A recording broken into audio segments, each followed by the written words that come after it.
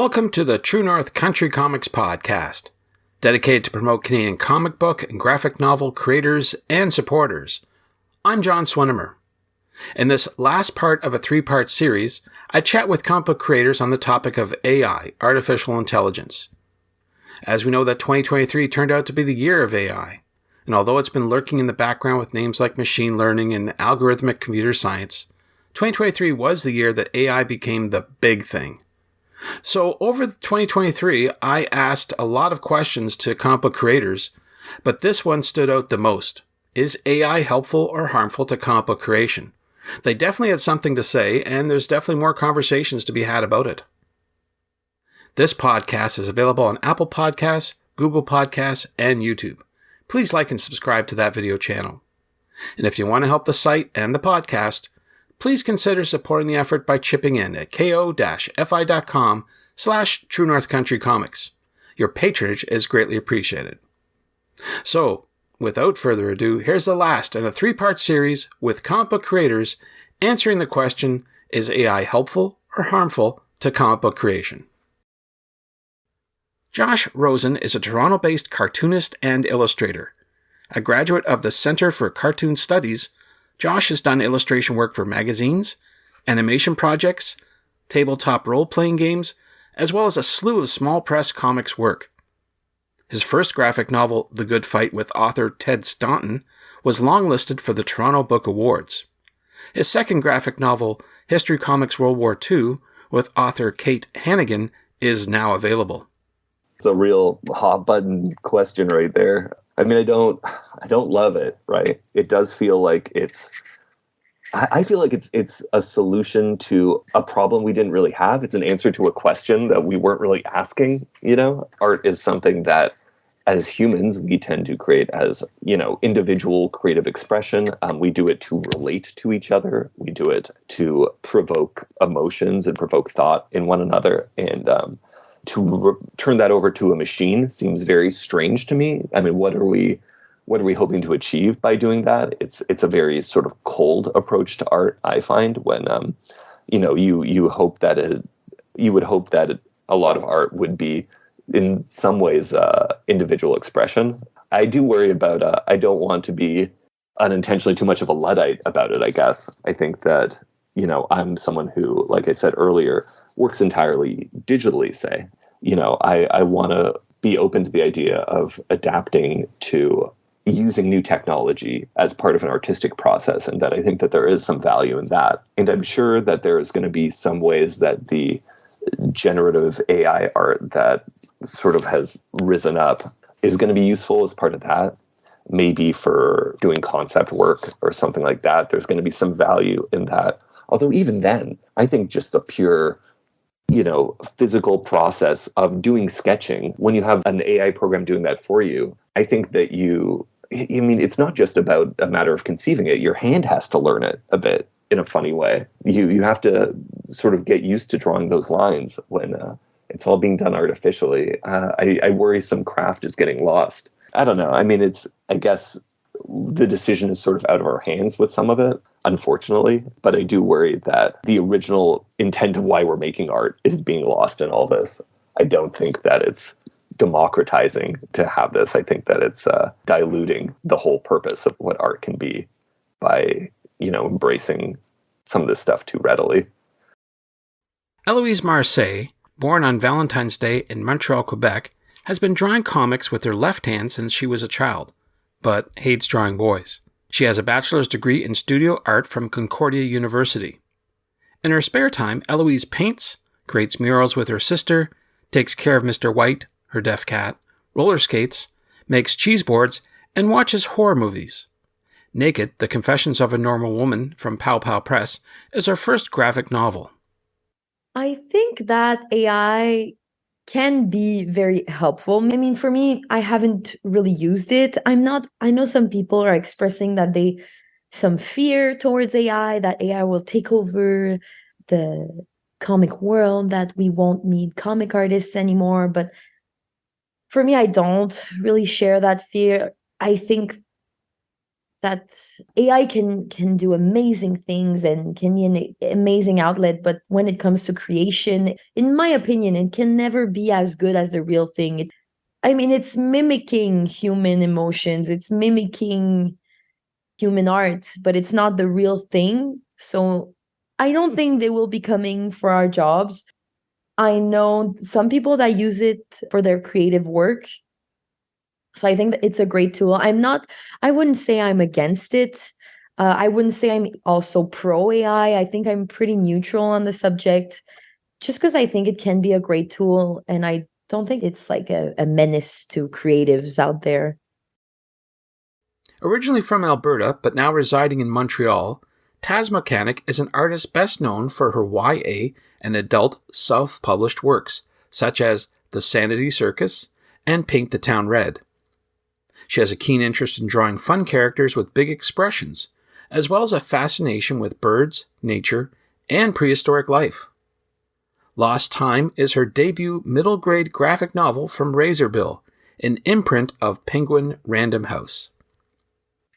Oh man, I think in theory it could be a helpful tool for artists to use, because I think comics are obviously very laborsome, and any kind of shortcuts I think are really good for artists to use. However, I think AI itself needs a lot of refining to help give credit to the artists they're basically using from. And that's the big issue, is just it's learning from artists who didn't really consent to that. So it's not quite as ethical, I suppose, as I'd like it to be. I think there could be a happy solution of artists being able to license their work to AI to be used for these things, but as it stands now, I think it's a little too shady. Based in Toronto, Ontario, Paré-Sorel is an Eisner Award and Schuster Award-winning illustrator. His work includes titles such as Teenage Mutant Ninja Turtles, Ghostbusters, Black Panther, Spider-Man, G.I. Joe, Captain Canuck, and many more. His art has appeared in Black Comics Returns and his own independent Haven Series comics. Paris is the illustrator of the new graphic novel Static Up All Night with author Lamar Giles. I think right now, I'm not going to say it's a non-issue, but I don't think AI is damaging toward the comics themselves. And obviously I don't at this point I don't support AI. I'm not a fan of the way it is done, but because of the complexity in terms of how stories are told in comics, I think that it's not at a point yet where it can replicate what we're doing or anything of the sort, and the like. And so that's what I was talking about earlier with storytelling. That element isn't there. In terms of art as a whole, I do think that I know people are always going to try to find more practical uses for it. And oh, maybe it's a jump off point for an idea or whatever it is. I just don't see that it's currently in a position where any of that is any of that works. So far, from what I've seen of it, I feel like you get a lot of lifeless work where it's very sure, it's very pretty, the colors are nice, but there's just no, I don't know how to describe it. It's it lacks of soul. Claire Lordon is an American-Canadian illustrator and designer who lives in Vancouver, British Columbia. She creates artwork, surface designs, murals, and greeting cards for many companies. She earned her BFA in illustration at the Rhode Island School of Design. Claire's work is inspired by her lifelong spirit for adventure, a love of the outdoors, and enthusiasm for travel. She enjoys long-distance running, hiking, and snowboarding. Her debut graphic memoir is 1 in a Million. That's a very good question. It's hard to answer. I'd say it's mostly harmful with a little bit of helpful in it. I have been playing around it with a little bit just to figure out, what it can do, what it can't do, just to, I don't know, almost give myself a sense of relief being, it's not going to take over my job, sort of the thing. But I'm not exactly sure how I would use it for comic creation. So that's hard for me to say right now. I could see it maybe streamlining some things in the future, possibly on like the back end of things that are kind of more laborious side of comic creation, but nothing's really going to take away the artist touch, the artist vision, and the artist skill. Born in Baie-Comeau, Quebec, Patrick Blanchette learned to create comics at a very young age. He discovered Japanese animation on television, and then was introduced to American cartoons while he was studying at college. These two influences would greatly shape his style. Patrick then continued his training in animation and storyboarding at Laval University.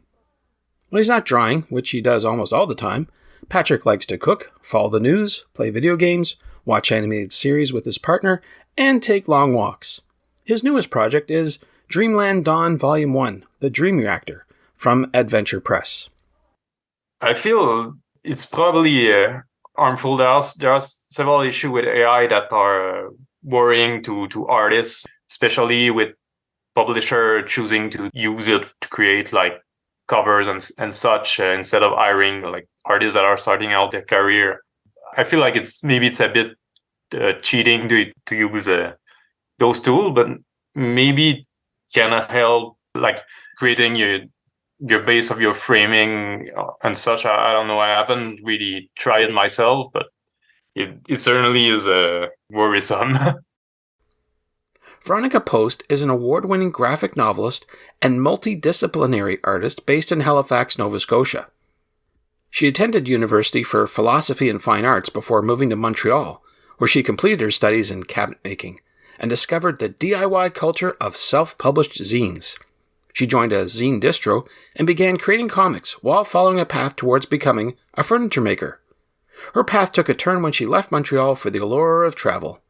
She spent 8 years exploring Canada, America, and Eastern Europe, where she began working on what would become Fugitive Days.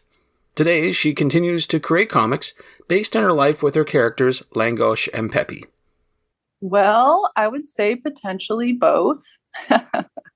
I definitely know that this is a hot button topic for a lot of people. Especially I've seen people in the illustration world who have, lost employment because they're working at a firm that is just fully transitioning to AI, and they're laying off a lot of their illustrators. So that concerns me. I'm concerned for people whose 9 to 5 is threatened by this technology. On the other hand, I think that AI would probably create, quite formulaic work. So I don't see it creating anything entirely original or different. And so I feel like there always like something that a human being could say or create that would be much more original and much more interesting and different. And I think that there's always an appetite for that. People like to have their comfort food and like watch their Marvel movies, which are always very formulaic and same. But I think there's always an appetite for something new and something different and something exciting. And that's where I don't think AI would necessarily have the capacity to create. So my hope lies in that. Ukrainian-Canadian author Michael Cherkas was born in Oshawa, Ontario. He's worked for over 30 years as a graphic designer, art director, cartoonist, and illustrator. He still enjoys using non-repro blue pencils, brush, indie ink, and paper when making comics. His comics include The Silent Invasion with Larry Hancock, Suburban Nightmares with Larry Hancock and John Van Bruggen, The Purple Ray with Larry Hancock, and The New Frontier with John Sablik. His latest graphic novel is Red Harvest from NBM Publishing. My gut feeling is it's probably harmful. We actually, because the way AI works right now, like if you type in some prompts into one of these artwork AI software or apps that make artwork, I think what they do is, don't they scan the internet to see what's out there, and then they come back with some weird conglomeration. And I've tested it out because oddly enough, okay, in my other life, I'm a designer. And I was working on a magazine. I think it's the current issue that just finished. At the beginning, when we had our first production meeting, the editor said, "We are thinking about doing a cover generated by AI." And I thought it was like, it came right out of left field. And then I started reading about it, about what this is. And it just feels like you're taking a bunch of images from, you're grabbing from 1,000 different images on the internet. It just felt very like there was a lot of copyright infringement going on here that it didn't make sense to me. The images that when I did a prompt for AI for doing something, all the images that came back were all really wonky, and I didn't think they were very good. Kind of morally against it. Right. Just to go back, that inquiry that came at that meeting about doing the cover with AI, was that to show an example, or was that something one of the people being profiled in the magazine is involved in doing AI for lawyers, for writing contracts and things that are written by, where every paragraph, these long contracts, paragraphs are just cobbled together from other sources, right? And so this is some way basically to speed up the process where there's nothing really creative being done in these contracts. They're just scouring the internet to put it together. So they thought doing an AI illustration would be the perfect thing to do for it. But I just found it really bizarre. I started reading articles on it at the time. I said, it made no sense to me. And the funny thing about it is that the other thing I did at the same time, I used AI to generate articles about 3 of the people that they were profiling in the magazine. But at no point did they, and this is the other odd thing about people who aren't designers, they did not consider using AI to write an article. They wanted to use AI to draw a picture. And that I found really kind of reprehensible too. They wouldn't even suggest AI to write the article. Julien Paré-Sorel is a comic book author, illustrator, and VR artist based in Montreal, Quebec. Julien has always told stories through his drawings, especially featuring characters from fantasy and sci-fi universes. After his bachelor's degree in comic book arts at UQO, he was published in various collectives and illustrated novels. He's won several prizes in the last few years, including the Bélier Causa for Best French Comic Book for Youth in Canada, also the Dragon Prize at the Joe Shuster Awards for his graphic novel Adventure Soar Volume 1, Rex's Awakening. Julien is currently working in his Montreal studio with his faithful assistant, Abu, the dog monkey. Julien's latest graphic novel continues the Adventure Soar story entitled Corey's Legacy. So I think it can be a tool for technical things, for technical thing you don't really think about it, you just have to do it. But when it comes to creative process, to drawing, the human expression, specifically when it's not ethic, when they don't respect the copyrights, I'm against it. I'm not cool with it.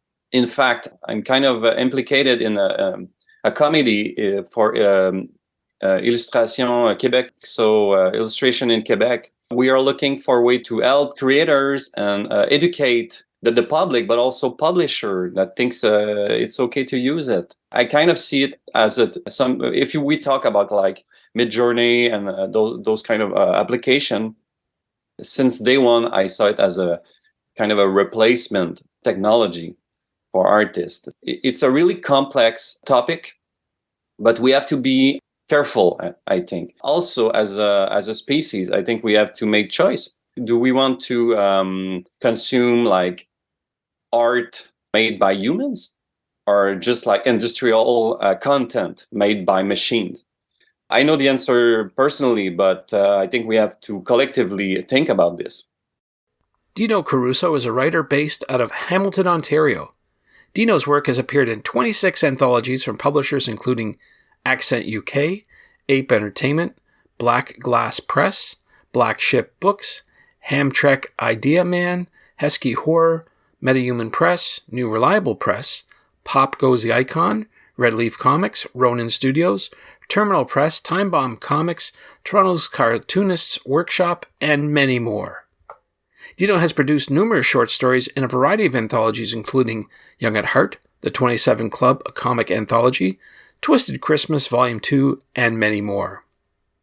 Also based in Hamilton, Ontario, Shawn Richison is a penciler, inker, letterer, colorist, concept artist, graphic designer, illustrator, and storyboard artist. His first professionally published work, the graphic novel Drive, proved to be an incredible learning experience, and Shawn has continued to grow as an artist with every subsequent project. Shawn is continuing to pursue logo design and other illustration work. He loves to experiment with subject matter, form, and style, and is an avid collaborator. His most recent works include being a cartoonist on A Trip to Runberg, Against the Wall, and most recently, Fisk, the Substitute. His most recent work is Origin Point with Dino in horror comics from Antarctic Press.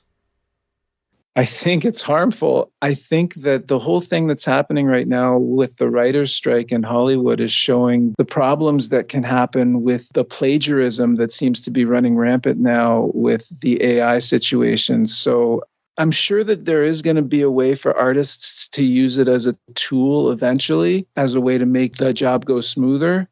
But the current state of my understanding of it seems to be a very negative situation. And I have to say, I don't understand all the nuances of it, obviously. Just kind of the broad strokes of what I understand now seems to be a bad situation. I think you kind of nailed it.